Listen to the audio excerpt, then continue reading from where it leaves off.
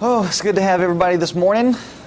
We are in Matthew 26, and we're getting closer and closer to the goal and purpose of everything that has been set into motion from the very beginning of all things, and that being the crucifixion and the sacrifice of our Lord and our Savior for the redemption of the entire world.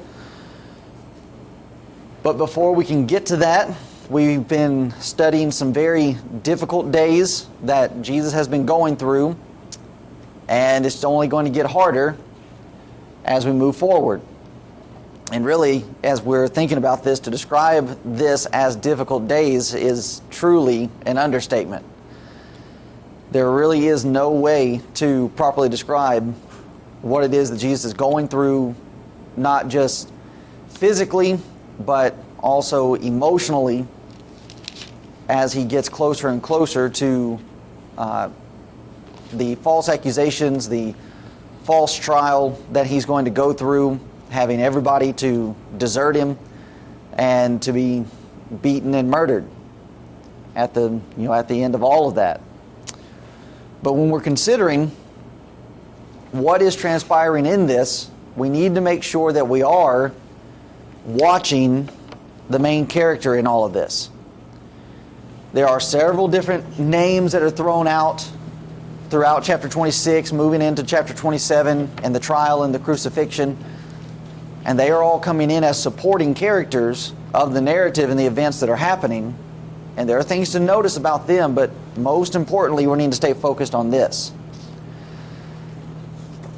Because as we're going through this and we're watching Jesus and how he's going to deal with all of these problems and all of these issues,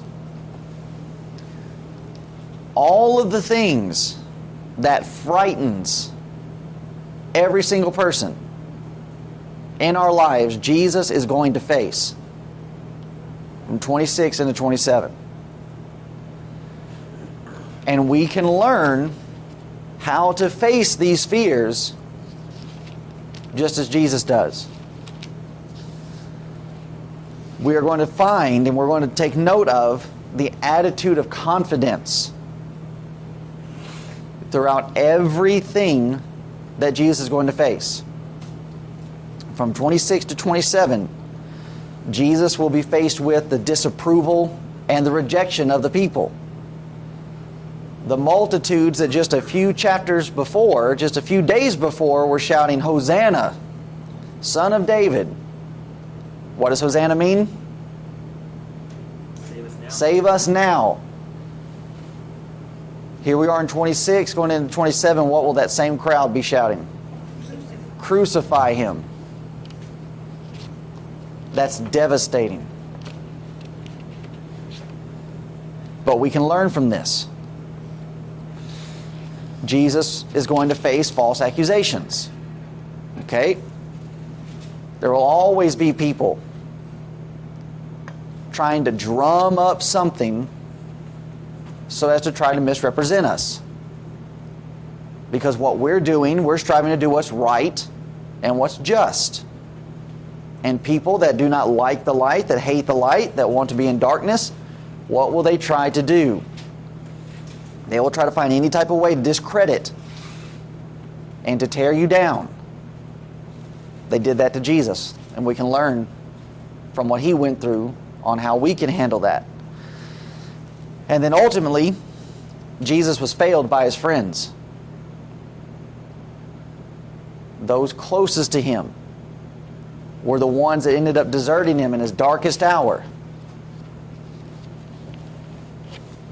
Same thing happens to us. But we're able to learn from all of this and being able to overcome. So as we're going through this, here's the secrets. Here's the hidden information that we are needing to learn. In all of this that Jesus is going to go through, and all the things that we will go through in suffering for righteousness' sake. And that's the key element. We're not just talking about any type of suffering that we're going through. If you're suffering as an unrighteous person, if you're suffering as a sinner, this doesn't apply. If you're doing things foolishly and wickedly, and now that's coming on you, that's not what we're talking about here. But if we are striving to live faithful and do what the will of God is, and we end up facing persecutions, trials, and sufferings, here is the top secret information to help us to push through.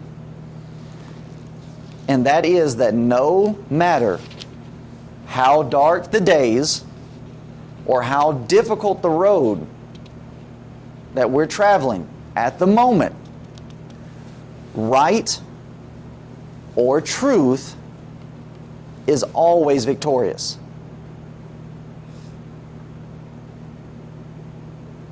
Right is always going to win.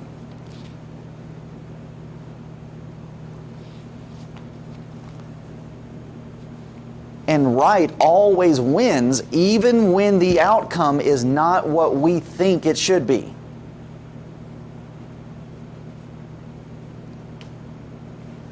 And that really is the beauty of being a Christian. Because you look at where we're heading, you think about where we're heading. And our physical mind, our worldly mind would say, well, if Jesus is really going to win, then he should be able to silence his false accusers and he shouldn't be murdered. But that's not the idea of winning to God. You think about Acts chapter 12 and how that we have John being beheaded, Peter's in prison, and we think about truth always winning. Well, that apostle should not have lost his life. That's not a victory, that's a loss. Not to the Christian. That even in that situation, we still win. And such is the case with what we're learning here. Our idea is victory wouldn't even go to the cross. Thus, we need to change our perspective on what it actually means to be victorious. That as Jesus was going through this, in viewing and realizing the idea that truth always wins, right always wins, Jesus knew what was happening was not the end. He saw the cross, but he was able to see past it. That, okay, yeah, this is difficult and this is dark. But what is just on the other side? Joy. Glory awaits. So what about for us? All right, what you're going through now might be difficult. But if you can just stick it out, doing what's right, glory is on the other side. And we know this because when Jesus taught about his death, and he's mentioned it several times to his apostles already, what does he also mention? His resurrection. His resurrection. I'm going to die, but I'm coming back. This isn't over. And so we have to be able to see through the darkness to get to the sun. S-U-N and S-O-N. You like that? I came up with that. So here's the proof as to what we're dealing with. Matthew 26, verses 1 through 5. And it came to pass, when Jesus had finished all these sayings, he said unto his disciples, Ye know that after 2 days is the feast of Passover, and the Son of Man is betrayed to be crucified. Then assembled together the chief priests and the scribes and the elders of the people unto the place of the high priest, or the palace of the high priest, who was called Caiaphas, and consulted that they might take Jesus by subtlety and kill him. But they said, Not on the feast day, lest there be an uproar among the people. We're learning lessons on how to deal with difficult times of life. Here's one of the first things we have shown to us. Jesus states in verse 2, "Ye know that after 2 days is the feast of Passover." But what does Jesus also know is going to take place in 2 days? I am going to be betrayed, to be crucified. Jesus says 2 days and this is going to happen. Now, look at verse 5. Here are the scribes, chief priests, and elders, and they're coming together and they're saying, well, we're going to get him, but we're not going to do it on the feast day, lest there be an uproar. Jesus says in 2 days it's going to happen, but you have the enemies of God trying to say, no, it's not going to happen in 2 days. Who's actually going to be right? God. So what's the lesson that we're learning from this? God's in control. God is in control. Your enemies, our enemies, are not dictating anything. They are not running this show, though they may think that they are. Now you also take notice of the place where it says that where these individuals are meeting. And we see a further contrast between the work of Christ, the Christ, and what has happened to the Jewish system at this time. Then assembled together the chief priests and the scribes and the elders of the people unto the palace of the high priest. I see a smirk back there. What? Well, it's just the elevation of their, the hierarchy, and the fact that when the priests first started out, they relied on the people taking care of them. Yeah. It wasn't about them getting rich, and a high palace Right. is rich. Exactly. So just think about it. What has Jesus already said about himself? Way early in our Matthew study, Matthew chapter 8, Matthew chapter 9. Okay, the disciples come saying, I want to follow you, and he warns them, I don't have any place to lay my head. Foxes have holes, birds have nests. That's our Savior. And then you notice the contrast here. Here's the high priest, and he's living in a palace. Where'd he get that? It's just like Jamie said, it's a corruption of the system. The chief priest is supposed to be in a position to where he's being taken care of by God, by the people, by tithes and offerings, but even the priests are supposed to tithe and offer of what they're getting. And yet here we have this lavish living excess. And isn't that what Jesus said in Matthew 23? Your whited sepulchres, full of dead men's bones, full of excess. So it's just like our government, when they go in and they make a certain paycheck, but yet they leave millionaires when there's no way they could leave office with that much money. Right. The amount that they make. Yeah. And they use the system to get. The whole idea is supposed to be public servants, but you can tell you're not serving the people, you're fleecing the people. And you can see with other preachers around here in town too. How is the case that so many preachers are living better than the rest of their membership? What's going on here? There's something going on that people need to be considering. It's just something's not adding up here.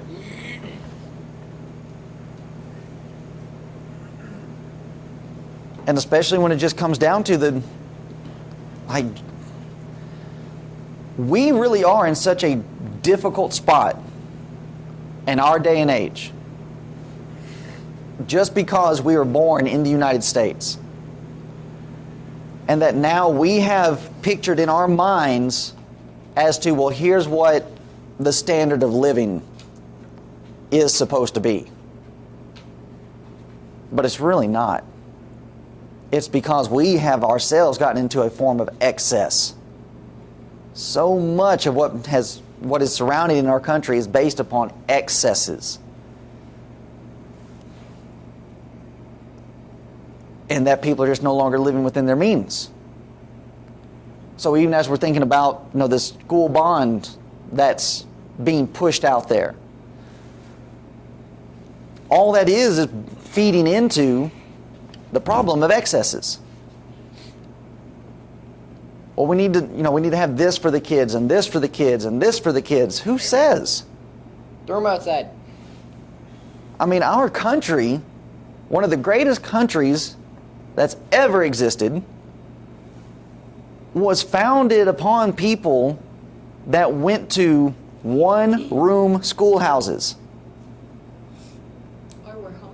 Or were homeschooled, yeah.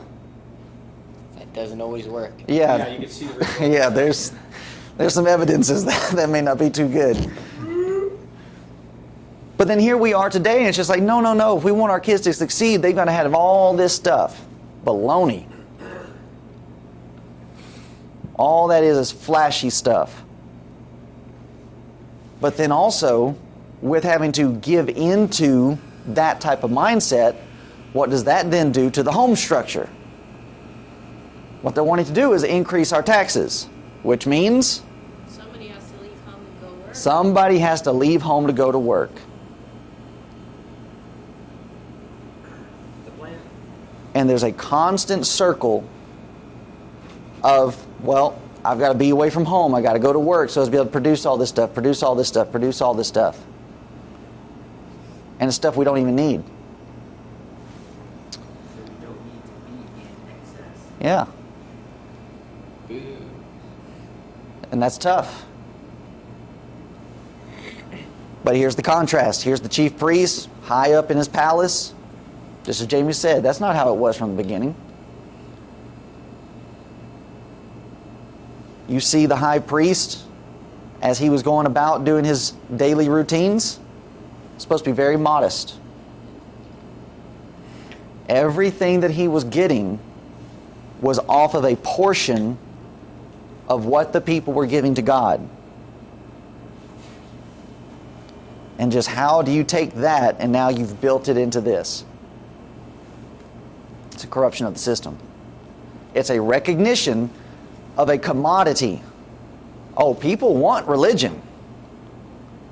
And they will pay to have it.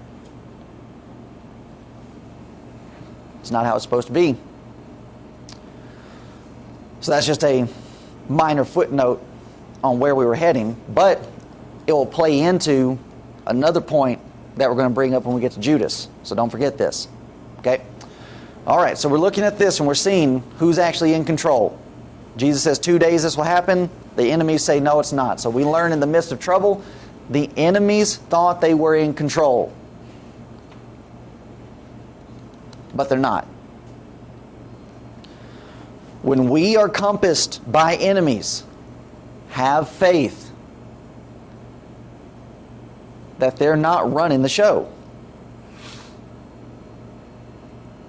And especially if what they are engaged in doing is based upon worldly wisdom.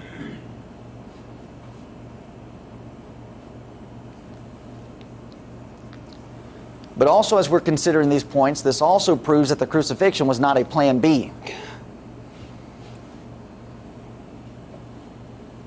Jesus knew the exact day, and he called it. This is not an accident. And even Peter, when you get over to Acts chapter 2 and verse 23, Peter speaks about this event. He says that Jesus being delivered by the determinate counsel and foreknowledge of God. That all of these things happened. So we are learning things are never out of control.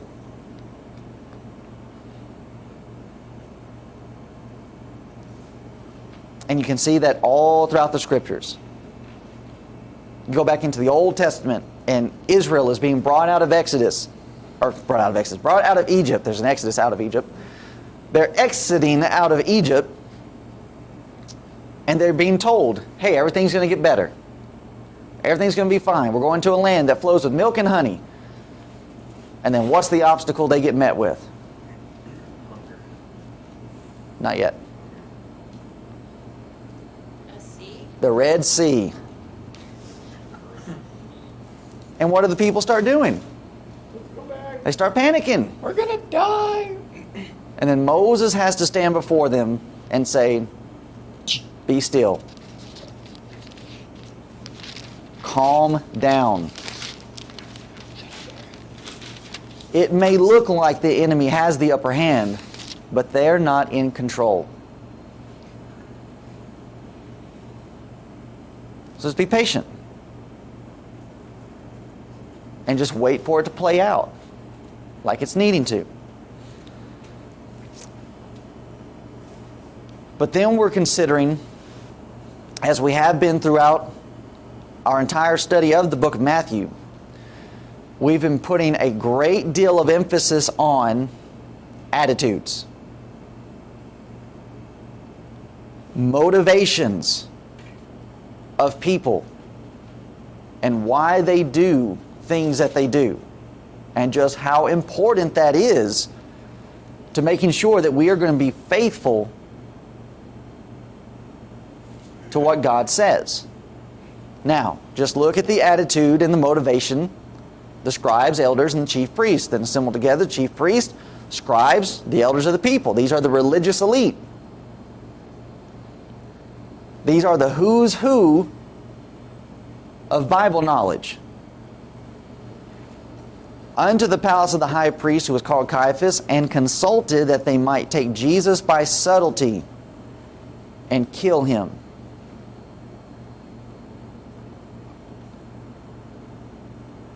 Look at these religious people and their terrible attitudes. Oh, but they're still observing the feast days. Who cares? You can do the right things.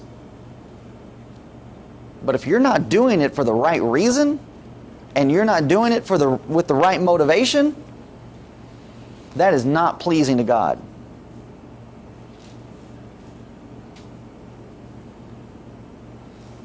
Here they are, and they are conniving, sneaking, and slipping around behind the scenes.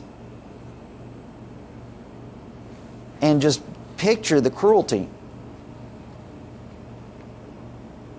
This is premeditated. This is conspiracy to commit murder. And just look at how they're thinking about it. We really need to kill this guy, but we have to honor the feast day. Are you serious? Go ahead. I was thinking about Stephen, Yeah, how they had to take him out of the city because it was illegal to murder in the city. right. So they go right outside to go murder him. It's just happens time and time again. You would think people would learn from the past, and you would think people would learn from the past and do something about the future. It's like you've already seen this happen before, Right. where they didn't crucify him on the feast day, but they'll still murder him. They'll still sin, but they won't do it against God's big religion sin. So Right. It's just funny how people think. Well, and even still, it's the idea of, well, yeah, we're doing this bad thing, but we're also doing this good thing. That doesn't matter. As we've been presenting, those things don't cancel out. A positive and a negative may cancel out in math, but they don't cancel out with God.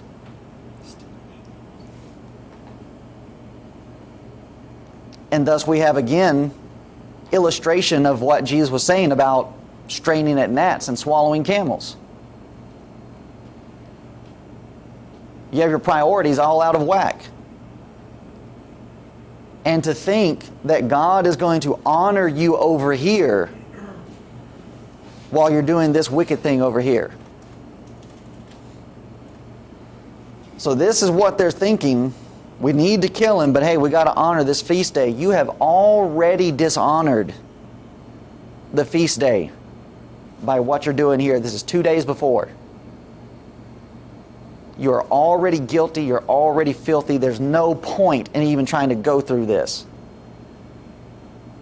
But that's what people do. It's a facade. Me or her?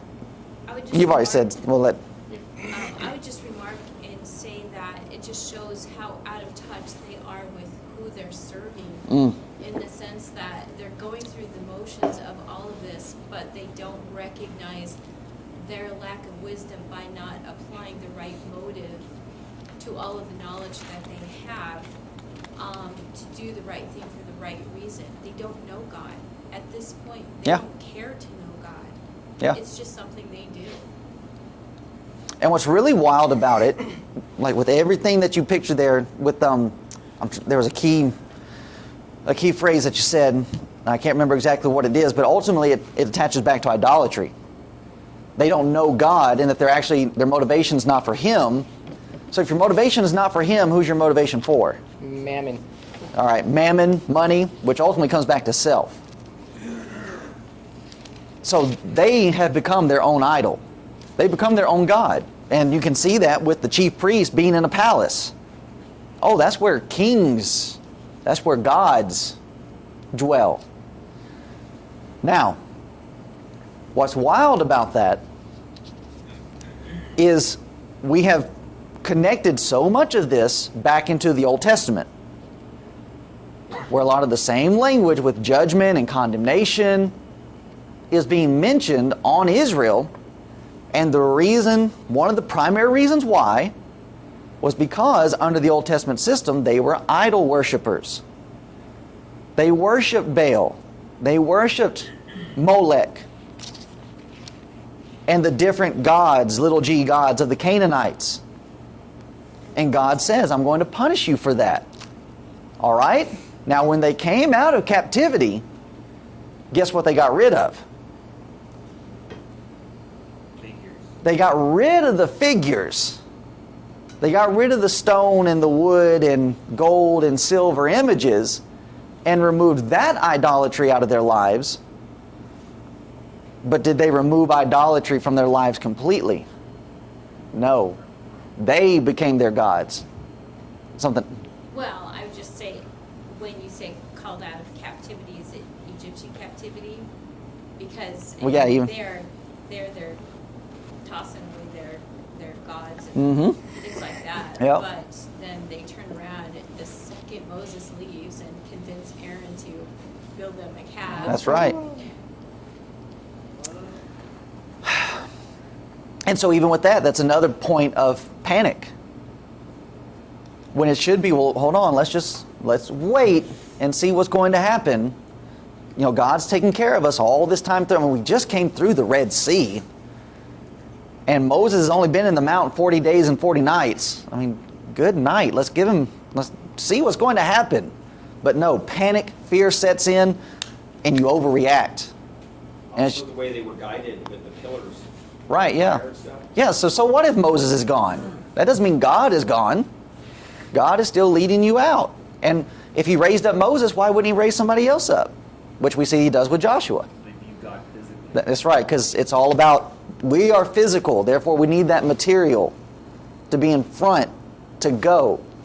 But then, as Jesus is going to say to His apostles before He ascends, He says, you are blessed because you believe because you've seen.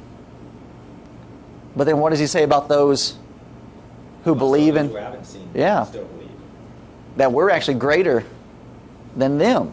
Greater than the apostles. That's pretty crazy to think about. Were you going to say something else, Jamie? No, I was just going to tag on to the pillars and just say they not only had they witnessed the Red Sea, the pillars, but all of the plagues and seeing God and what He can do, and just the fact that they had that eyewitness, just like the apostles are there with Jesus. Just that was the comment. Yeah. I was gonna say earlier that it all starts with the mind. Yeah. The motive, everything behind what you're gonna do all starts with the mind. And even going back to what I said earlier, it's just funny how nobody learns. it all starts with the mind and then the motive, and then you can see what's going on, and then people just, like everyone back in the day, just they can see what's going on, and even the multitudes, you would think that, that's weird. Like, why is this guy getting crucified instead of, he was just helping? It's just weird how people switch their mind. So going with what everyone's saying, it's just weird how fast they switch, and then somebody dies because of it. Right, yeah. And it is, too, also just looking at this from a standpoint of, like, okay, so this is just, we know from reading the book of Acts, this is not the first time that something like this has happened. I'm saying somebody comes into town, gets people stirred up, and creates a following. Gallio, in warning the Jews about whether to do anything with the apostles or not, he brings up at least 2 different occasions where it's like, okay, we've seen this before. So there's the other problem with this, is when things happen and we start treating it as though, oh, this is just everyday occurrences. And so that we don't really think about how we behave, how we react, or how we move forward with certain things. That it's just, this is no big deal type of thing. When in reality, with the providence of God, this could be something that God is maneuvering through and weaving through daily actions. So that when things happen, we need to take some, bigger stock of it. And just recognizing, okay, there might be something bigger at play, to where I just don't treat this flippantly. And it's that kind of stuff that is keeping the brain engaged to thinking that way. So a lot of what's going on here with the Jews is being said, it's just going through the motion. Oh, it's just another Passover, like we've always gone through. Here's this other guy, he's just coming in just like everybody, or like we've seen 2 other times, and he's getting people stirred up. But no, he's different. He has the signs, he has the confirmation. He fits the description. He's fulfilling prophecy. But if you're not serving God and you're serving yourself, none of that's going to matter.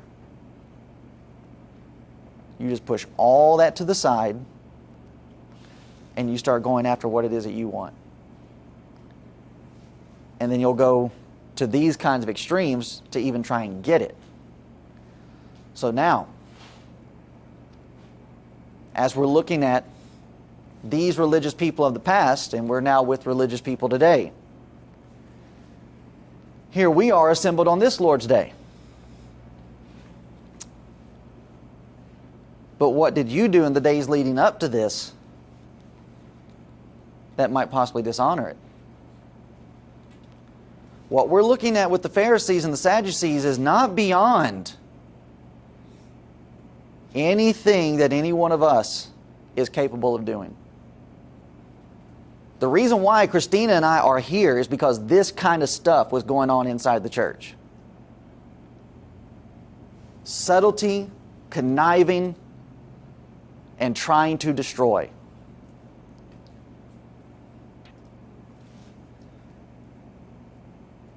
And if it can happen there, it can happen here.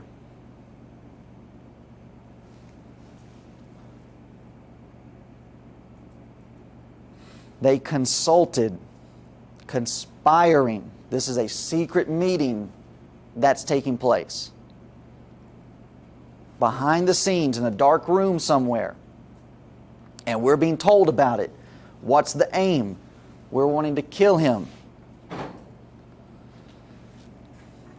What subtlety have we been involved in the past week?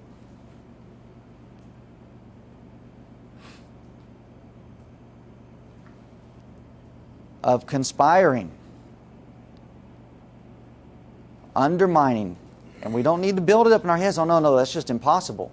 If we're going to start playing that game, we're already in trouble.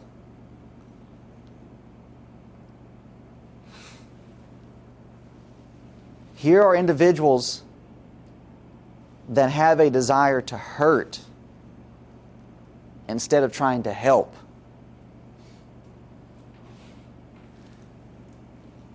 And the heart of why this is happening, we're skipping ahead to 14 and 15 because we dealt with the woman in the alabaster box of oil in our sermon on Sunday. Which, anybody have any questions or extra thoughts on that? Since it was a sermon, we didn't have a chance to back and forth over it.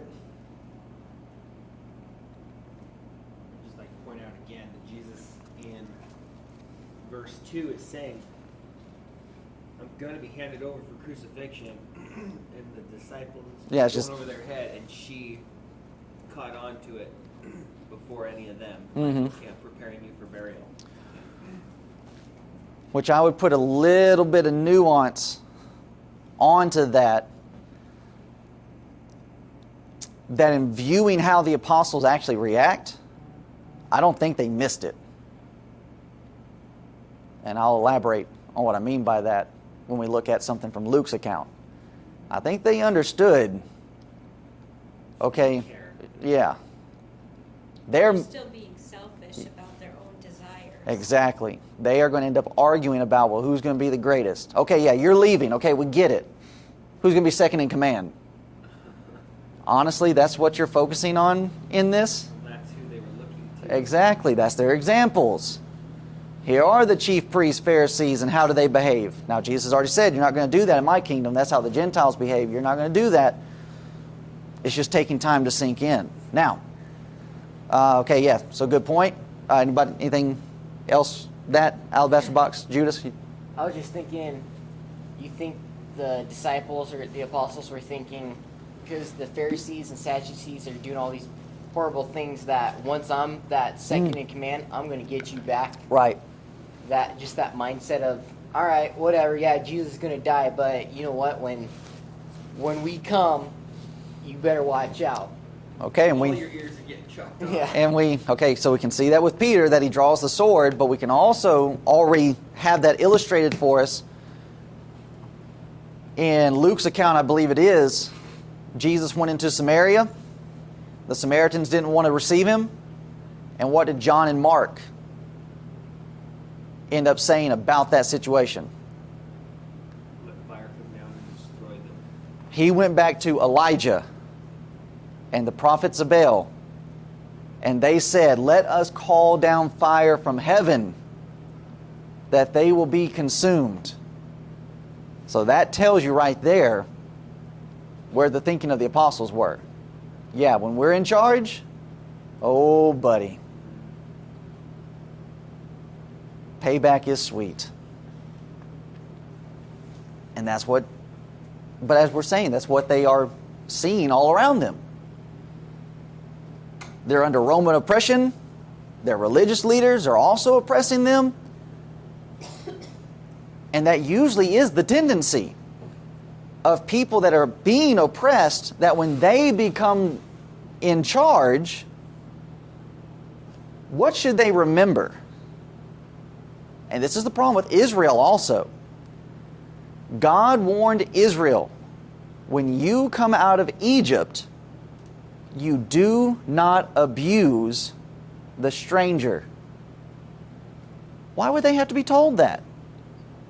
Because you remember they didn't like it.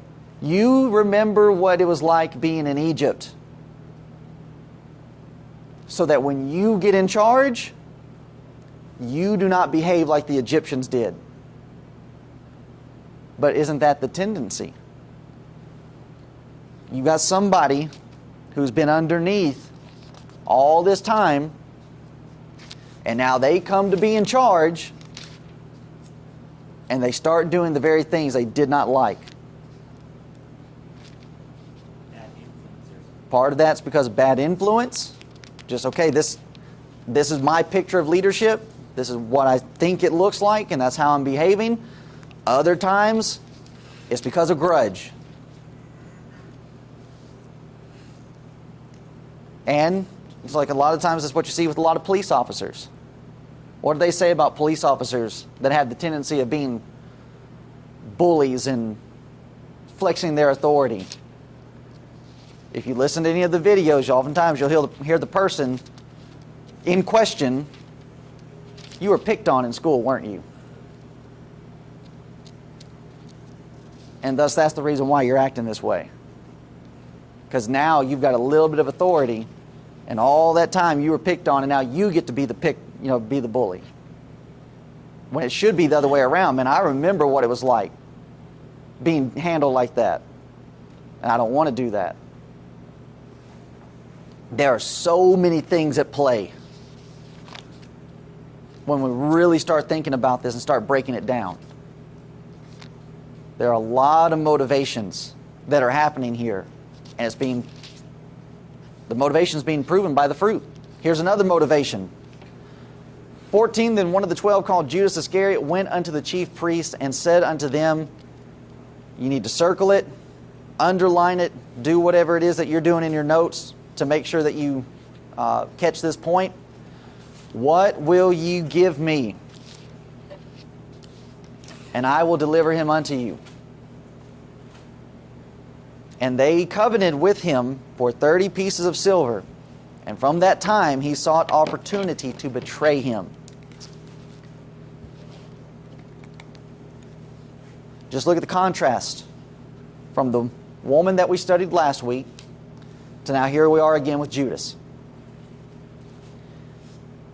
Here is the motivation of Judas. I know what his heart is by his action. The motivation of Judas's life, and John records it for us. Judas was a thief.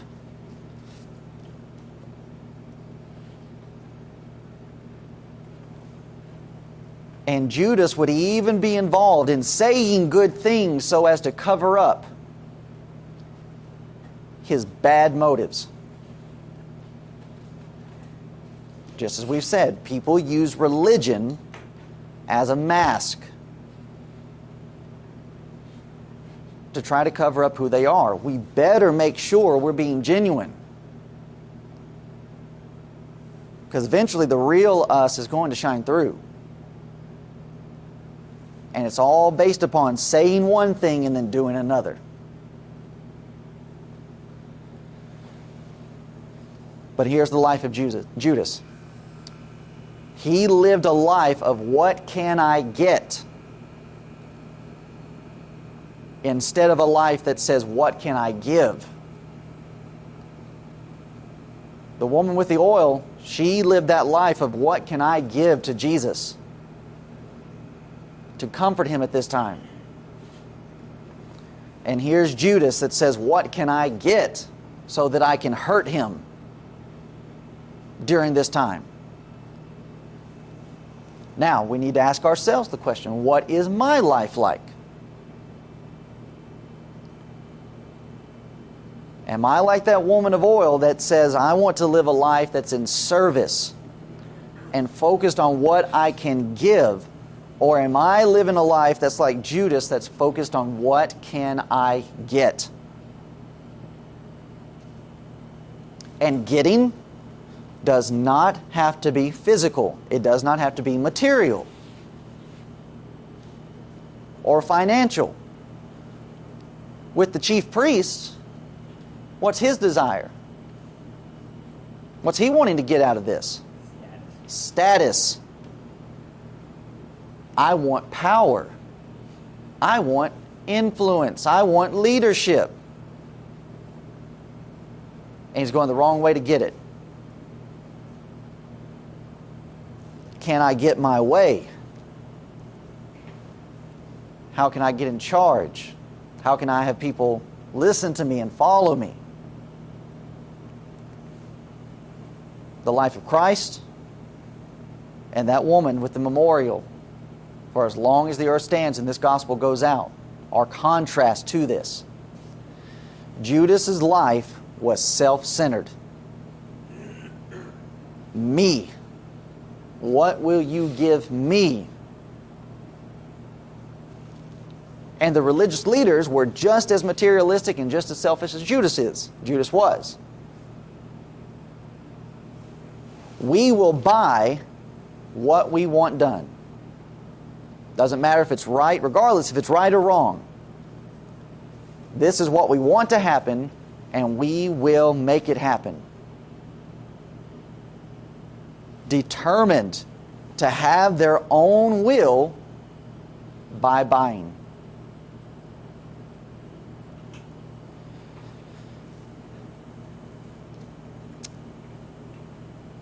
And the price as to what they ask for, and there's supposed to be an animation here, is significant as to what they settled on. 30 pieces of silver. That's loose change to somebody living in a palace. But when we're thinking about the fact that they covenanted for 30 pieces of silver, that's insult on top of injury. Exodus chapter 21 and verse 32.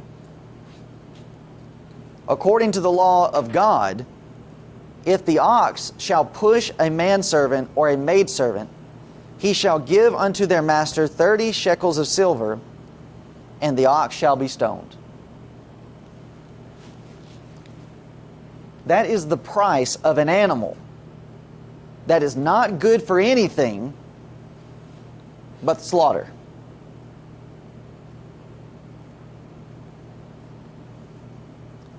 And also, during this time of the Roman Empire, it was the common price for a slave.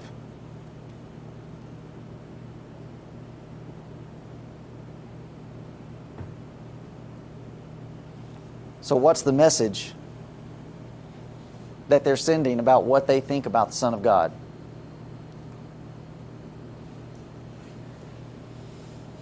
You're just a no good animal that deserves to die.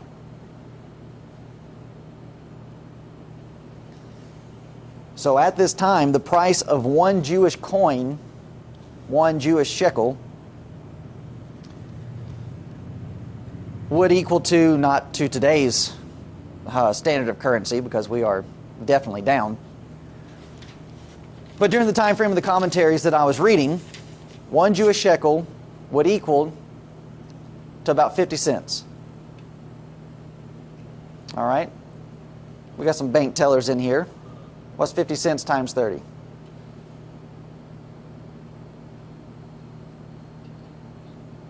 $15. 15 bucks.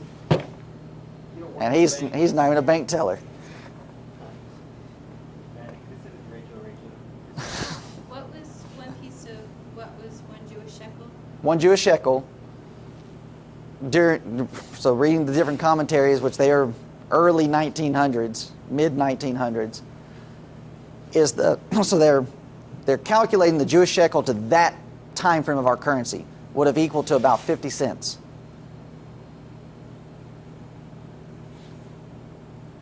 Which would bring the grand total of what Judas betrayed the Son of God for $15. That's crazy.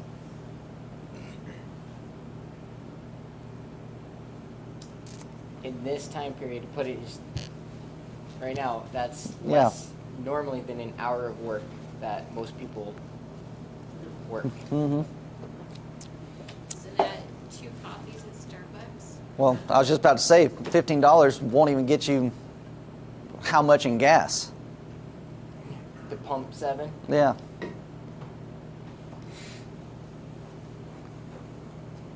But we're finding out,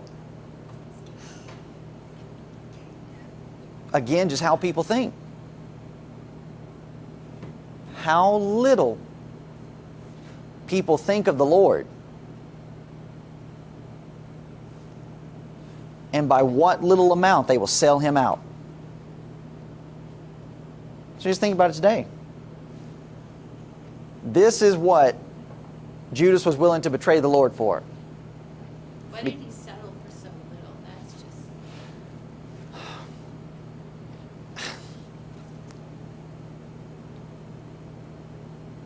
it's difficult trying to put rational thought onto irrational behavior.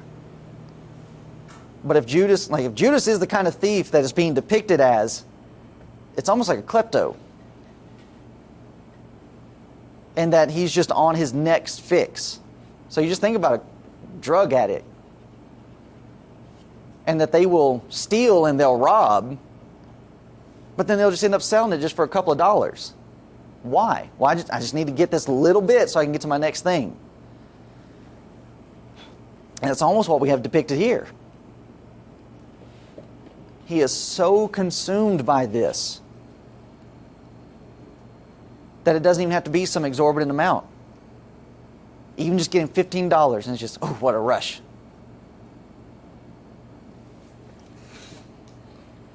But then you just think about people that do things like smoke, that drink, that gamble, and they're selling out the Lord for that. Guy in Idaho was a chain smoker, smoked 3 packs a day back in the day. And I was talking to him because at a job site, I saw a full cigarette on the bottom, like right outside the porta potty. Like, disgusting. Yeah. Went inside, I was like, there's a cigarette out there. Would you have done it? He said, yes. Yes, I would. Back in the day. Yeah, back in the day. Because he used to go to hospitals. Hospitals, you only get like 5 seconds to smoke and then go Right. back inside. So there would be full cigarette butts. And he'd go through and pick them out just to get his fix. Wow. That's how bad he was.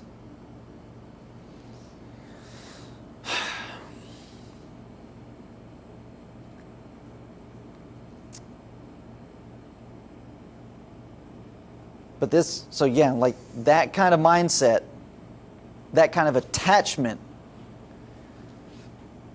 to these things that are actually harmful and not good for us is what we're dealing with.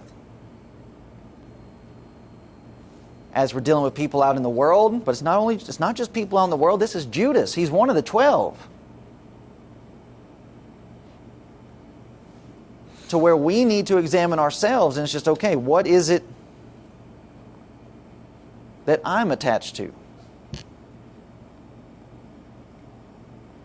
And what is it that I'm needing to get a handle on, that my desires are, my wants are, that would end up pushing me into this? Now again, we might look at this and say, oh no, would never do that. You're sounding like another character that's about to come up in this narrative.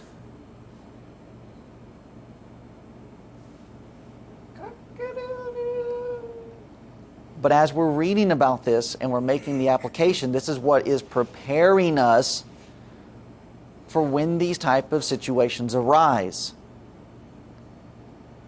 We're looking at Judas and it's like, okay, I would never want to do this. And you better be preparing yourself to never do it. Because very likely there's something that's going to come up in our lives that you're going to end up with the decision to make. Am I going to try to go after my desires and thus end up leaving somebody in the lurch? Or am I going to control this? Set aside my desire, my want for the benefit and the help of somebody else. And if you're not thinking this way when the time comes, you're not going to be ready for it. And even with all of this, was not by accident. This will be our last point. Zechariah 11, 12 and 13. Even this was a fulfillment of Old Testament prophecy. And I said unto them, if ye think good, give me my price. This is the prophet speaking of himself, but of course God giving him the information, and that this is imagery of what is to come. He says, give me my price, and if not, forbear. So they weighed for my price 30 pieces of silver. And the Lord said unto me, cast it unto the potter, a goodly price that I was prized at of them. And I took the 30 pieces of silver, cast them to the potter in the house of the Lord. And that's what they end up doing with the money of Judas when he tries to bring it back. And then he tries to set it to the side because of the realization and recognition of what he had done. And all of that happens leading into the Feast of Unleavened Bread, the Passover, and we'll have to pick up there next time. Any thoughts, questions, comments as we bring this section to a close? In the beginning, he said, Acts 12, the beheading of the Apostle John. Was it James? It's James and the sword. Yeah. Just so you're not called out later. Well, you could have done that after we were finished recording. No, You didn't have to has get. to go on record. Okay. No, I appreciate it. Okay. If nothing else, then we'll stop there.